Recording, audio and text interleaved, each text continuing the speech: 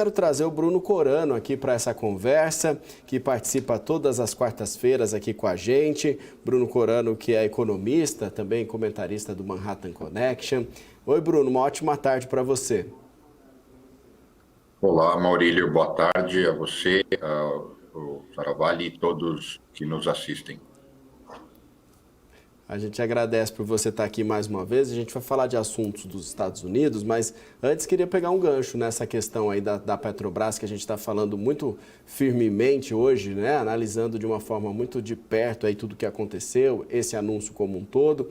O próprio Saravalli trouxe aqui no comentário anterior de que uma troca de presidente já gerou uma queda no papel aí de 21% nos papéis da Petrobras. Hoje abriu perdendo 8%, 9%, inclusive perdas nesse patamar nas ADRs em Nova York, e agora a gente vê uma diminuição dessas perdas, talvez porque o mercado também faz uma defesa natural desse papel da Petrobras, mercado muito posicionado, o mercado também entendendo os benefícios de ter esse papel, a própria questão de geração de dividendos. A gente está, inclusive, num período aí que estar posicionado em Petrobras garante um dividendo aí no futuro também.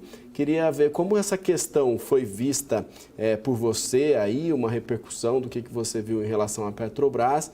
E se você acredita, de uma forma geral, e analisando assim, nesses primeiros momentos, que essa queda aí ficou barata, digamos assim, perto da repercussão que teve política e econômica.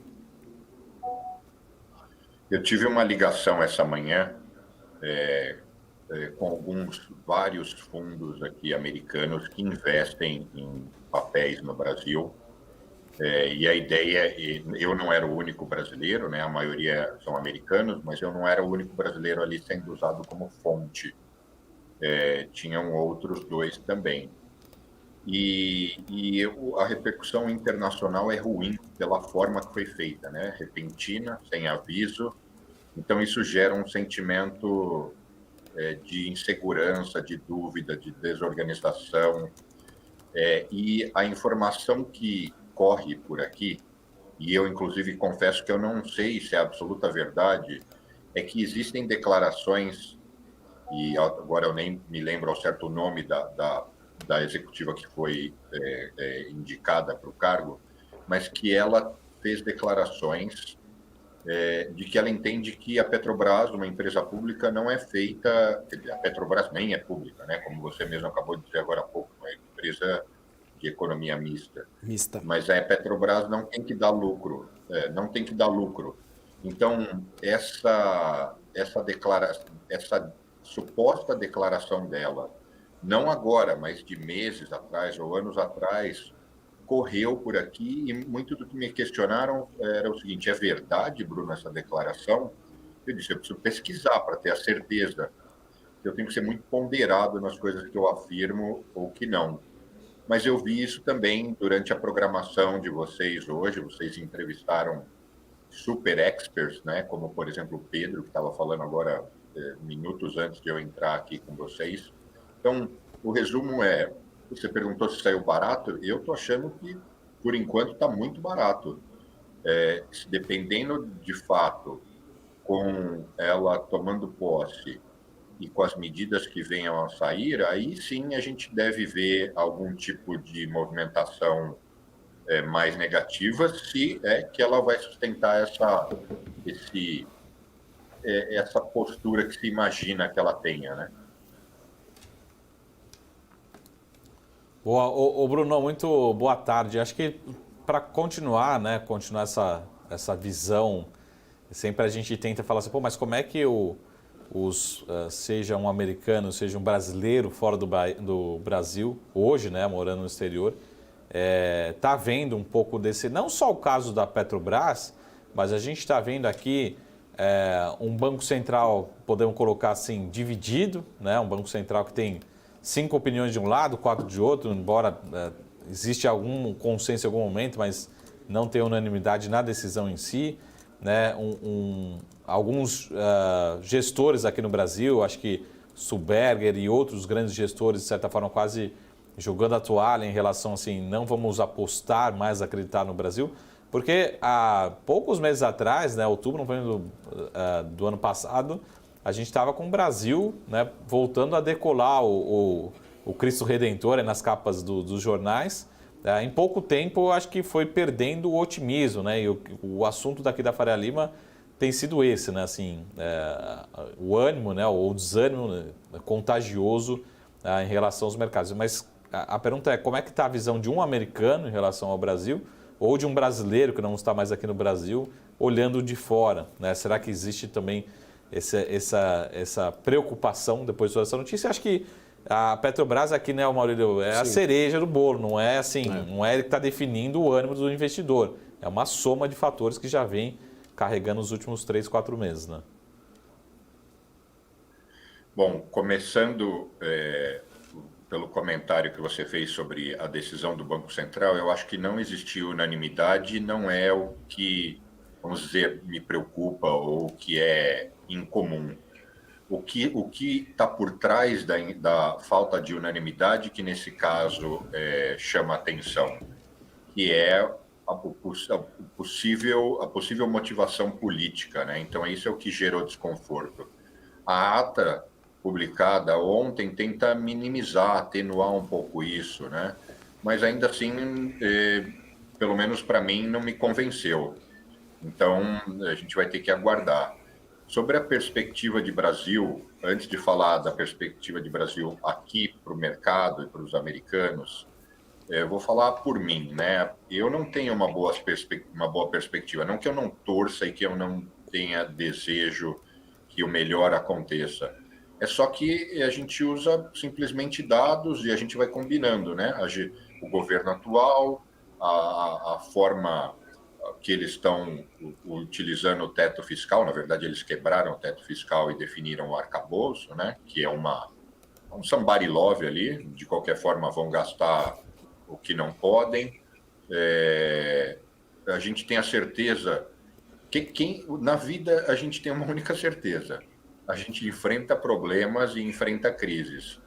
Então o Brasil, quando essa crise e esses problemas chegarem, eles vão chegar porque a economia é cíclica, o Brasil vai estar fragilizado, a gente está sujeito a sofrer ainda mais, a gente tem grande dependência de capital externo, a gente tem muita dependência da variação cambial, afinal de contas, inúmeras coisas, começando pelo petróleo, que é tão sensível, ele é cotado, o dólar é determinante, mas não só isso, trigo, eu poderia fazer uma lista aqui de 60 itens de cabeça. Então, a gente está sensível a isso. Então, por mais que eu queria dizer que as coisas podem melhorar, hoje, cada vez mais o ponteiro está indo para o lado de que os sinais não são bons, né? Vamos ver como as coisas vão se comportar nos próximos meses. E aí você me perguntou a visão aqui dos americanos. Primeiro, a parte que olha para o Brasil é micro, é quase inexistente. E tem casos curiosos, interessantes. Eu tenho um amigo que trabalhou em algumas instituições brasileiras aqui em Nova York. Ele está aqui há mais de 30 anos, economista, trabalhou em algumas instituições brasileiras, foi para instituições conhecidas americanas, como Morgan Stanley, a Goldman, e depois ele foi parar na Jefferies, que possivelmente muitos conhecem. A Jefferies, e não é pequena, né? Eles emitem muita dívida, fazem muitas operações grandes. Eles sequer conheciam o que era Brasil. E ele, como um brasileiro, falou, vou abrir a área Brasil. Eles falaram, bom, se você é brasileiro, abra. Isso é mais para mostrar como grandes instituições sequer olham. Então, o Brasil não tem muita relevância, né? Isso é o que ajuda. E para aqueles que olham o Brasil, geralmente eles têm uma conexão com o Brasil. Ou são brasileiros, ou são americanos que já moraram aí. Então, eles já entendem que eles até brincam, né? Eles brincam porque eles já escutaram em algum momento algum brasileiro se referindo dessa forma, mas eles falam que é a terra da banana, porque é uma bagunça. Então, eu me preocupo muito que os próximos capítulos deem sinais bons, né? Melhores do que a gente pode esperar. Eu não sei se eu cobri toda a sua pergunta, se eu deixei escapar algo, você me relembra, por favor. Não, perfeito, Bruno. Acho Ótimo. que é muito nesse sentido mesmo, né, Saravari? Que a Perfeito. gente queria um termômetro também do que poderia repercutir por aqui. Ô Bruno, eu queria falar com você também um pouquinho a respeito desses últimos números da economia americana, o CPI vindo aí melhor que o esperado, né? Talvez já sendo um sinal de um desaquecimento do consumo, ou pelo menos um primeiro passo nesse sentido, um dado ainda muito aguardado ainda pelo mercado que está analisando muitas questões, não só a inflação neste momento, né, Bruno? A gente viu, inclusive, as últimas declarações do Powell e até alguns analistas dizendo que hoje o Fed não está de olho apenas na inflação, mas também no mercado de trabalho como um todo, e que a decisão sobre um possível corte de juros não está mais tão direcionada exclusivamente à questão da inflação na meta. Quero saber sua opinião a respeito disso, como você viu esses últimos números e o que esperar aí em relação aos juros ainda para esse ano, no seu ponto de vista. Eu estava olhando depois do almoço, junto com o meu pessoal, um pouco de gráfico, né? Às vezes o gráfico ele ajuda a gente a interpretar melhor. A imagem fala, né, por si só. E o que a gente vê é que a redução bruta da inflação já aconteceu. E depois que ela, de fato, bateu, ou seja, saiu dos 9, veio por volta dos 3, ela fica oscilando, né? Ela sobe um pouquinho, desce um pouquinho, sobe um pouquinho, desce um pouquinho. Então, há um mês atrás ela deu uma sinalização ruim, agora ela deu uma sinalização boa, né? Mais positiva. Então, a gente tem que aguardar para que essa sinalização positiva se repita, e se repita, e se repita mais uma vez.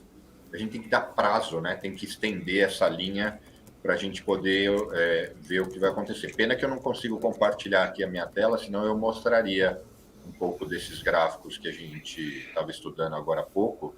Mas o Fed, eu acho que ele é muito criterioso, né? Eu gosto muito das declarações do Powell, embora as pessoas ficam tentando interpretar cada vírgula e cada palavra, mas ele diz o que eu acho que tem que ser dito, assim, a gente precisa de dados, e não dados de uma única medição, a gente precisa de prazo, a gente precisa ver o que vai acontecer.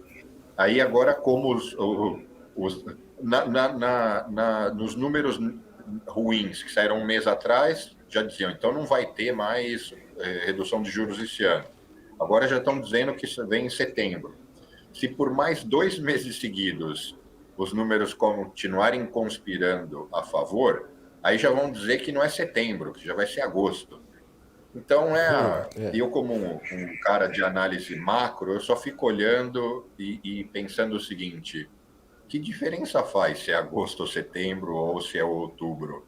Eu acho que grandes gestores que têm uma estratégia, você já sabe o que fazer. É igual piloto de avião se alguma coisa der errado. Não tem pânico, não tem nada. O motor falhou. Procedimento, já sei o que eu vou fazer, qual a conduta. Eu acho que tem que ser assim. E antes de te devolver, fazer uma provocação.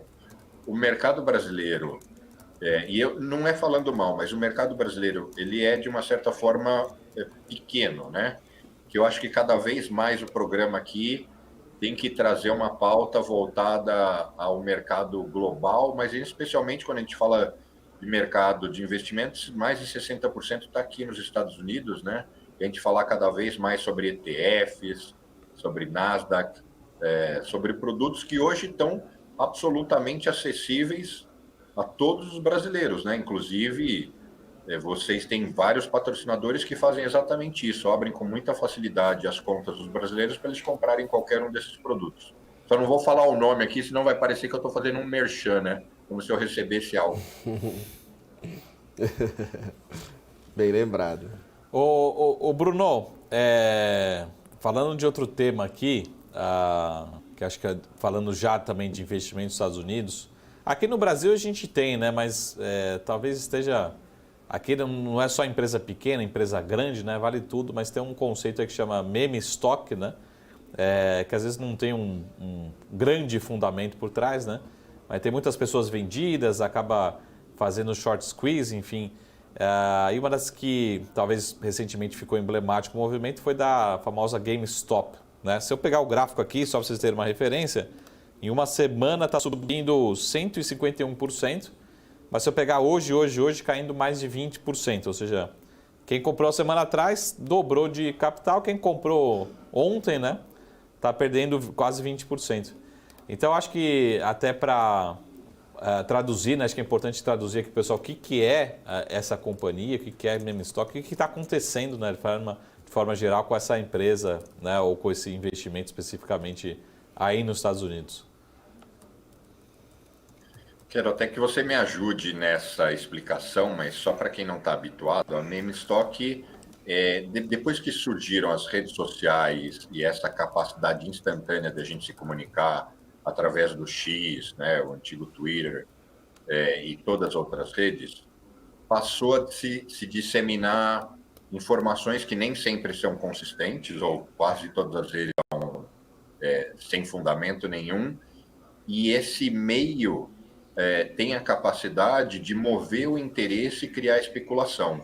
Então, a GameStop é um varejista americano que vende fitas de videogame, e que vinha muito mal das pernas, porque cada vez mais o consumo desse material vem acontecendo fora do varejo e através do e-commerce. E ela vinha mal das pernas por outros motivos também, lojas em shoppings, aluguel caro, enfim, vários motivos. E aí se conseguiu, e não se sabe se ainda foi intencional, se foi espontâneo, mas a história é muito maluca. Fez com que no ano passado não, 2021, as ações da GameStop explodissem. Eu não vou me lembrar, se você tem o gráfico aí, eu acho que elas saíram de $3 para 81. Foi um negócio assim maravilhoso. Eu fico até... ao mesmo tempo que é bizarro, eu falo, eu queria ter colocado dinheiro lá, mas quem ia imaginar, né? O fato é que isso aconteceu uma vez, depois elas despencaram de novo, e agora, poucos dias atrás, ela deu um outro boom. E tem uma matéria hoje, eu acho que é no Wall Street Journal, que eu leio tanto o Wall Street Journal quanto o New York Times, depois eu já não lembro qual matéria estava onde, mas mostrando como ainda alguns influenciadores seguem conseguindo pegar produtos ativos, né, equities, que não tem o menor fundamento e criar uma situação de especulação onde, claro que não é assim tão simples, né, mas é como se eu dissesse assim, Casas Bahia vai subir, hein? Casas Bahia vai subir. Vai subir, tenho certeza, e a minha voz tem tamanho alcance que as pessoas começam a comprar e aí de fato começa a subir, e esse volume de negociação chega a milhões e milhões e milhões de dólares. Nesse último ruído da GameStop foram, eu tinha esse dado, não está aqui, não está ao meu alcance agora, mas eu acho que teve 81 milhões de dólares só em cima dessa ação, assim, em minutos, de uma hora para outra. Aí fez a ação disparar de novo. Então, a meme stock é um negócio que, ao mesmo tempo que é bizarro um ativo que não tem fundamento nenhum ter tamanha valorização, é incrível o poder que certas pessoas ou ferramentas têm de influenciar um grupo de pessoas que conseguem interferir no preço de um produto. E aí eu só deixo a seguinte pergunta no ar. Até que ponto o nível de divulgação e buzz que tem uma NVIDIA não retroalimenta a própria valorização do papel, né? Então, a gente está num mundo que, diferente, eu acho que, Saravalli, você deve ter uma idade próxima à minha, mas muito diferente de quando a gente estudou e entrou nesse mercado. Hoje em dia a coisa é quase assim, não vale ser, tem que parecer, né? Então é mais fácil inventar uma história do que de fato ter algo concreto.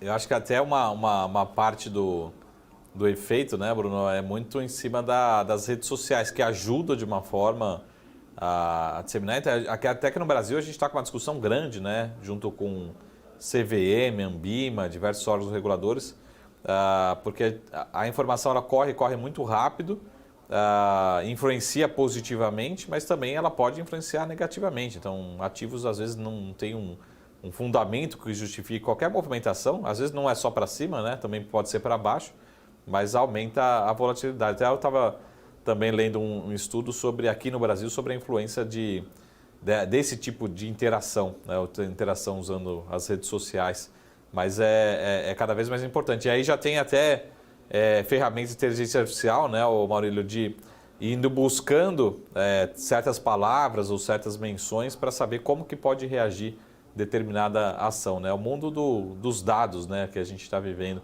mas cada vez mais também sendo influenciada, às vezes não positivamente, sem grande fundamento, mas como a gente até está vendo aqui com o GameStop, né? Sobe, na minha opinião, é sempre assim, se sobe sem fundamento, também cai sem fundamento, né? Na mesma velocidade, essa é a minha preocupação. E aí se você é o último a chegar, se você é o último a saber da informação, você pega um ativo caindo, que a gente chama a faca caindo na sua mão, né?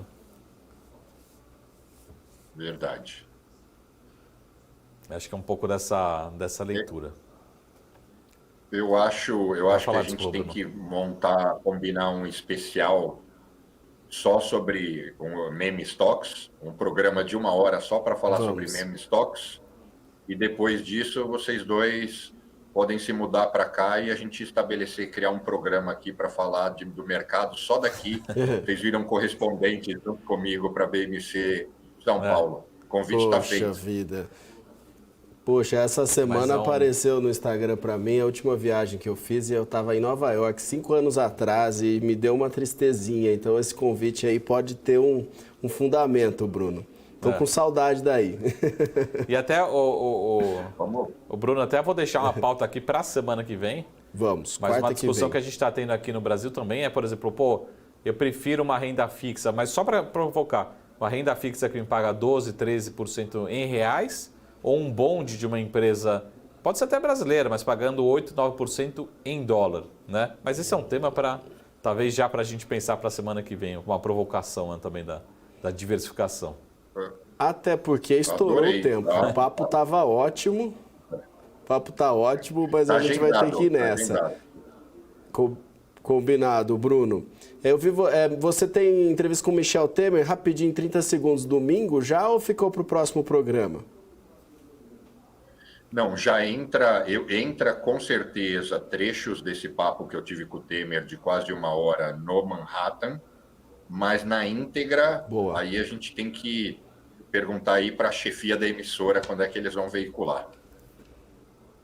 Maravilha, mas já fica aí o convite então para este domingo, Manhattan Connection, 10 da noite aqui na BMC. Obrigado mais uma vez por estar aqui com a gente e até semana que vem. Eu que agradeço, bom programa aí para vocês.